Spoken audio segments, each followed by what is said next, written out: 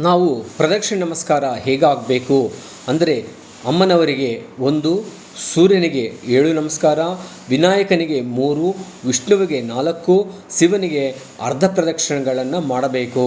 ಶಿವನಿಗೆ ಅರ್ಧ ಪ್ರದಕ್ಷಿಣೆ ಮಾಡುವಾಗ ಸೋಮಸೂತ್ರವನ್ನು ದಾಟಬಾರದು.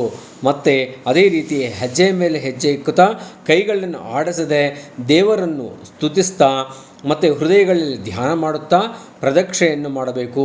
ಇದು ಪ್ರದಕ್ಷಿಣೆಗೆ 4 ಅಂಗಗಳು ಅಂತ ನಮ್ಮ ಧರ್ಮಶಾಸ್ತ್ರವು ಹೇಳುತ್ತೆ.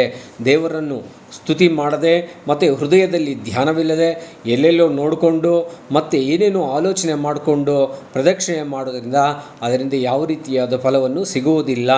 ಕೈಗಳನ್ನು ಮೇಲೆ ತಂದು ದೇವತಾ ವಿಗ್ರಹವನ್ನು ಪಾದದಿಂದ ಹಣೆಯವರೆಗೂ 3 ಬಾರಿ ಪ್ರದಕ್ಷಿಣೆಯಲ್ಲಿ ಕ್ರಮದಲ್ಲಿ ನೋಡುತ್ತಾ ಪ್ರದಕ್ಷಿಣೆ ಮಾಡಬೇಕು. 9 ಬಾರಿ ಪಾದದಿಂದ ಹಣೆಯವರೆಗೂ ಪ್ರದಕ್ಷಿಣಾಕಾರವಾಗಿ ನೀರಾಜನೆ ಮಾಡಬೇಕು ಅಂತ